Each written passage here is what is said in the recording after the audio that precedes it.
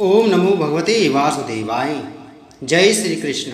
नमस्कार दोस्तों, स्वागत है आप सभी का हमारे चैनल भक्ति ज्ञान में। दोस्तों, आज मैं आपको कार्तिक कृष्ण एकादशी रमा एकादशी व्रत की कथा और महत्व सुना रहा हूँ। धर्मराज युधिष्ठिर कहने लगे कि हे भगवान, कार्तिक कृष्ण एकादशी का क्या नाम है, इसकी क्या विधि है और इसके करने से क्या फल प्राप्त होता है, सो आप विस्तार पूर्वक मुझे सुनाइए।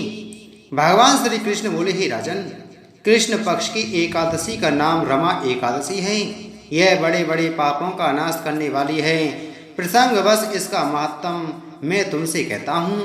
प्राचीन काल में मुचकंद नाम का एक राजा था। उसके इंद्र के साथ मित्रता थी और साथ ही यम, कुबेर, वरुण तथा विभीषण के साथ भी मित्रता थी। यह राजा बड़ा धर्मात्मा तथा विष्णु भक्त था, साथ ही न्यायपूर्वक राज्य करता था। उस राजा के एक कन्या थी जिसका नाम चंद्रभागा था। उस कन्या का विवाह चंद्रसेन के पुत्र सोवन के साथ हुआ था। एक समय सोवन अपने ससुर के घर आए और उन्हीं दिनों जल्दी ही पुण्यदायिनी रमा एकादशी भी आने वाली थी। जब व्रत का दिन समीप आ गया तो चंद्रभागा को अत्यंत सोच उत्पन्न हुआ कि मेरे पति बहुत दुर्बल हैं और मेरे पिता की आज्ञा अति कठोर है। दसवीं को राजा ने ढोल बजवाकर सारे राज्य में यह घोषणा करवा दी कि एकादशी को भोजन नहीं करना चाहिए। घोषणा सुनते ही सोवन को अत्यंत चिंता हुई और अपनी पत्नी से बोला कि अब क्या करना चाहिए। मैं तो किसी प्रकार भी भूख सहन नहीं कर सकूंगा। ऐसा उपाय बतलाओ कि जिससे मेरे प्राण बच सकें, अन्यथा मेरे प्राण अवश्य चले जाएंगे। चंद्रभागा कहने लगी कि हे स्वामी, मेरे पिता के राज्य में एकादशी को कोई भी भोजन नहीं करता। हाथी, घोड़ा, ऊंट, बिल्ली, गौ आदि तृण, अन्न, जल आदि भी ग्रहण नहीं कर सकते।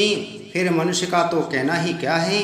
यदि आप भोजन करना चाहते हैं तो किसी दूसरे स्थान पर चले जाइए, क्योंकि यदि आप यहाँ रहेंगे तो अवश्य ही व्रत करना पड़ेगा। ऐसा सुनकर सोवन कहने लगा कि हे प्रिय, मैं अवश्य व्रत करूँगा, जो भाग्य में होगा वह देखा जाएगा।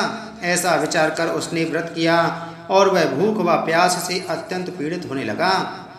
जब सूर्य नारायण अस्त हो गए और रात्रि को जागरण का समय आया, जो वैष्णवों को अत्यंत हर्ष देने वाला था, परंतु सोवन को अत्यंत दुखदायी हुआ। प्रातःकाल होते सोवन के प्राण निकल गए। तब राजा ने सुगंधित काष्ठ से उसका दाह संस्कार कराया, परंतु चंद्रभागा ने अपने पिता की आज्ञा से अपने शरीर को दग्ध नहीं किया और सोवन की अंत्येष्टि क्रिया करने के पश्चात अपने पिता के घर में ही रहने लगी। रमा एकादशी के व्रत के प्रभाव से सोवन मंदराचल पर्वत पर धन धान्य से युक्त तथा शत्रुओं से रहित एक सुंदर देवपुर को प्राप्त हुआ। वह अत्यंत सुंदर रत्न और वैदुर मणि जड़ित स्वर्ण के खम्भों पर निर्मित अनेक प्रकार की स्फटिक मणि से सुशोभित भवन में सिंहासन पर आरूढ़ श्वेत चट और चवर, मस्तक पर किरीट, कानों में कुंडल, कंठ में हार, बाहु में कपूर विभूषित गंधर्व और अप्सराओं से ऐसे शोभित होता था मानो दूसरा इंद्र विराजमान हो।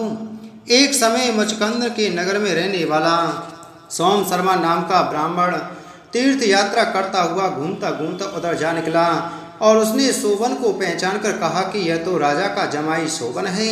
उसके निकट गया। सोवन भी उसको पहचान कर अपने आसन से उठकर उसके पास आया और प्रणाम आदि करके कुशल क्षेम पूछने लगा। ब्राह्मण ने कहा कि राजा, मुचकंद और आपकी पत्नी चंद्रभागा कुशल से हैं। नगर में भी सब प्रकार कुशल है, परंतु ही राजन, हमको अत्यंत आश्चर्य हो रहा है। अपना वृतांत कहिए कि ऐसा सुंदर नगर जो न कभी देखा न सुना, आपको किस प्रकार प्राप्त हुआ। तब सोवन बोला कि कार्तिक कृष्णा रमा एकादशी का व्रत करने से मुझे यह नगर प्राप्त हुआ, परंतु यह अस्थिर है।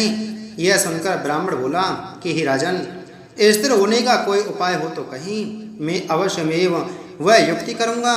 मेरी इस बात को आप मिथ्या ना समझें। सोवन कहने लगा कि मैंने इस व्रत को श्रद्धा रहित होकर किया है, अतः यह सब कुछ अस्थिर है। यदि आप मुचकंद की कन्या चंद्रभागा को यह सब वृतांत कहें तो यह स्थिर हो सकता है। यह सुनकर उस श्रेष्ठ ब्राह्मण ने अपने नगर में लौटकर चंद्रभागा से संपूर्ण वृतांत कहा। ब्राह्मण के वचन सुनकर चंद्रभागा बड़ी प्रसन्नता पूर्वक ब्राह्मण से बोले कि हे ब्राह्मण, यह सब बातें आपने प्रत्यक्ष में देखी हैं या स्वप्न की कर रहे हैं? ब्राह्मण कहने लगा कि हे पुत्री, मैंने महावन में तुम्हारे पति को प्रत्यक्ष देखा है, साथ ही किसी से विजय न हो ऐसा देवताओं के नगर के समान उनका नगर भी देखा है। उन्होंने यह भी कहा है कि यह स्थिर नहीं है, जिस प्रकार यह स्थिर रह सके सो उपाय करना चाहिए। चंद्रभागा कहने लगी कि हे विप्र, तुम मुझको वहाँ पर ले चलो। पति के दर्शन की मेरी तीव्र लालसा है। मैं अपने किए पुण्य से उस नगर को स्थिर बना दूंगी। आप ऐसा कार्य कीजिए जिससे उनका हमारा संयोग हो, क्योंकि वियोगी को मिला देना महान पुण्य है। सोम शर्मा वह बात सुनकर चंद्रभागा को साथ लेकर मंदराचल पर्वत के समीप वामदेव के ऋषि में आश्रम में गया। वामदेव ऋषि ने उनकी बात सुनकर वेद मंत्रों से उज्ज्वल तिलक द्वारा चंद्रभागा का अभिषेक किया।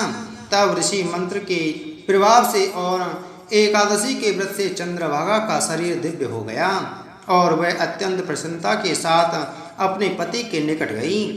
अपनी प्रिय पत्नी को आते देखकर सोवन अत्यंत प्रसन्न हुआ और उसको बुलाकर अपनी बाएं तरफ बिठाया।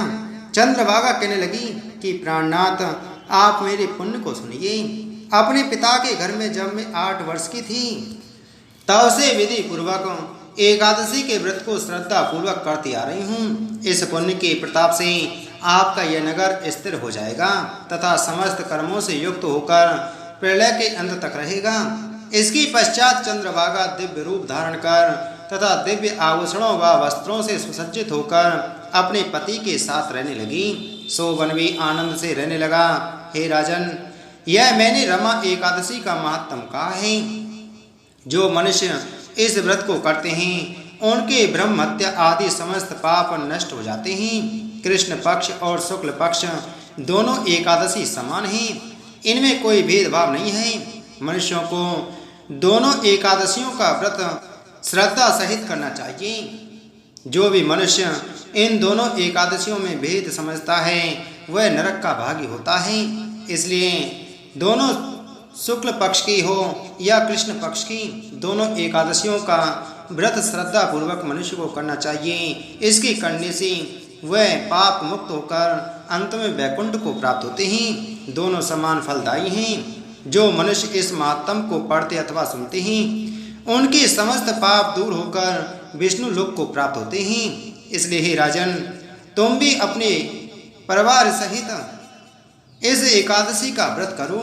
इसके करने से आपके भी समस्त पाप नष्ट हो जाएंगे और किसी से विजय ना हो ऐसा आपको अखंड राज्य प्राप्त होगा।